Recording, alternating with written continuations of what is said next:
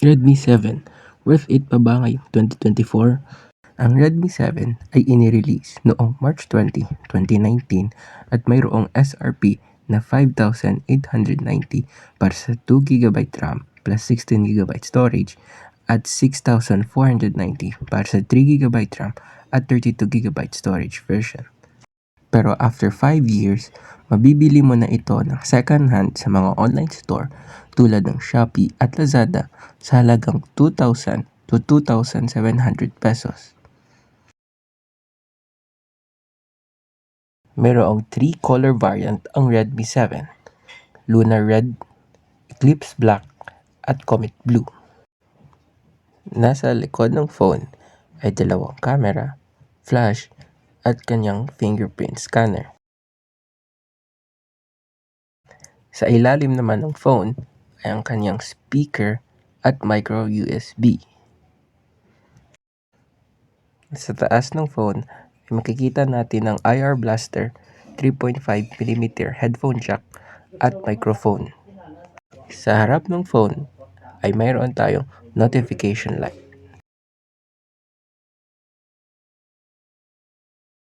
Ang Redmi 7 ay powered ng Qualcomm Snapdragon 632 at ito ay octa-core. Meron itong tatlong configuration. Ito ay ang 216, 332 at 464. Ang maximum software update na available dito ay Android 10 at MIUI 11.0.1.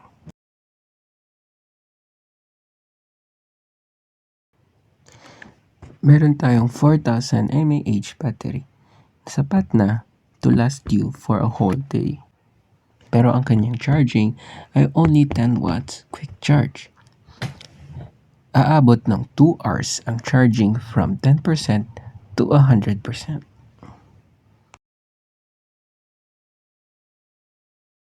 Reliable ang kanyang fingerprint scanner at mabilis itong mag-unlock. Hindi advisable na gamitin ang kanyang face unlock.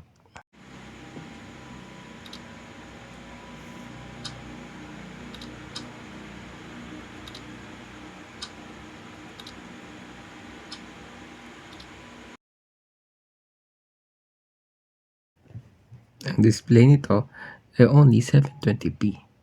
Meron itong 269 ppi at protected ng Corning Gorilla Glass 5. Kahit 720p lang ang resolution, maganda naman ang quality ng screen. Vibrant naman yung mga colors at hindi naman masyadong halata ang mga pixels. Pagdating naman sa YouTube, kaya nitong mag-play ng 1080p videos.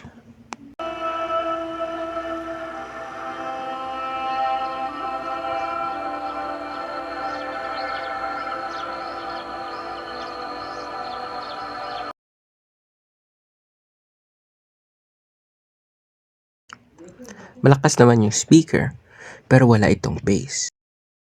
At kapag high volumes na, nawawala yung clarity ng speaker.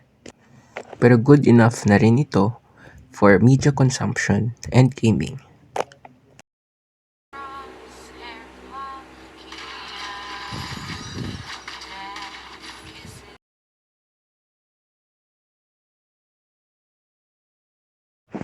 Pagdating naman sa network and connectivity, meron itong dual SIM support at ang bawat SIM ay kayang mag-connect to 4G networks.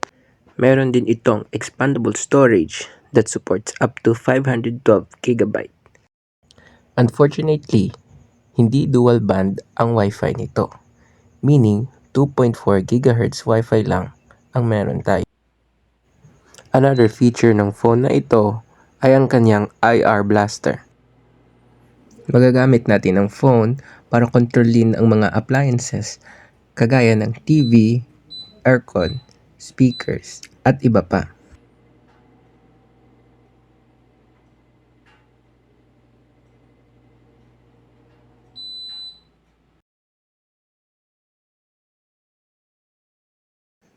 Para matest ang gaming performance, ginamit ko ang Mobile Legends, Call of Duty at Roblox. Dahil sa kanyang processor, ang graphics ng mga games ay naka-default sa low setting.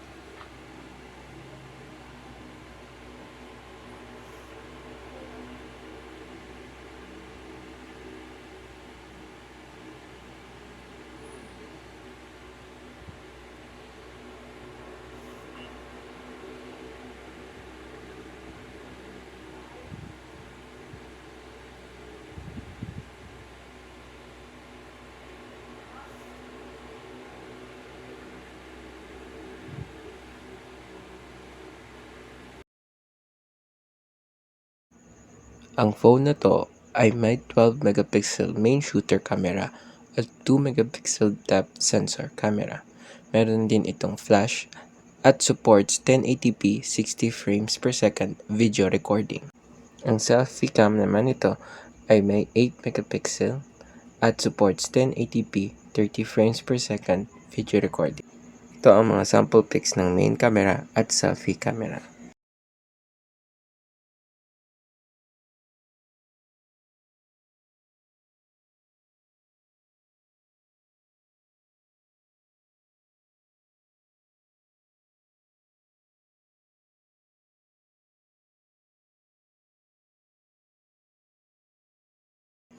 Ito naman ang sample video ng main shooter camera.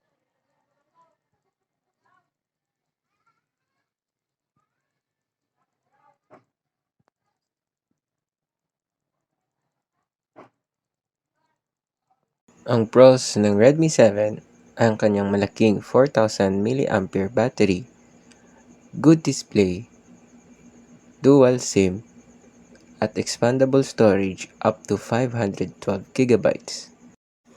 Ang cons naman ay ang 2.4 GHz Wi-Fi, 10W charging, camera quality, wala ng software updates, ang kanyang micro USB, at ang kanyang old processor.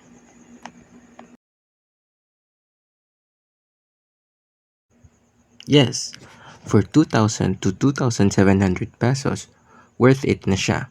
Compared to the brand new phones na lumalabas ngayon na hindi bumababa ang presyo sa 3,000 pesos. Perfect ang phone na ito sa mga first-time smartphone users. For example, para sa mga kids na gustong maglaro ng games at pwede rin nilang magamit for school. Pwede rin ito para sa ating mga lolo at lola na gustong mag-try ng Facebook, YouTube, o kumuha ng pictures at mag-video call. Maaari din itong gawing secondary phone or work phone para sa mga taong mayroong multiple phone numbers dahil sa dual SIM support nito. Pero kailangan natin i-limit ang ating expectations dahil pang light tasks lang ito. Hindi pwede dito ang mga graphic-intensive games kagaya ng Genshin Impact. Ang kanyang camera quality ay hindi maganda pero okay na for taking pictures. Tandaan din natin na wala itong 5G network capabilities. Pero in terms of repairability, marami pa namang parts na mabibili sa online shops kagaya ng kanyang battery at screen replacement at hindi naman gaanong kamahal. Tatandaan din natin na if bibili tayo ng mga second-hand phones ay nakakatulong tayo sa kalikasan dahil binabawasan natin ang ating e-waste. If gusto mong pumili ng Redmi 7, nasa description box ang mga links If meron kayong tanong, mag-comment lang kayo sa baba. Don't forget to subscribe for more videos.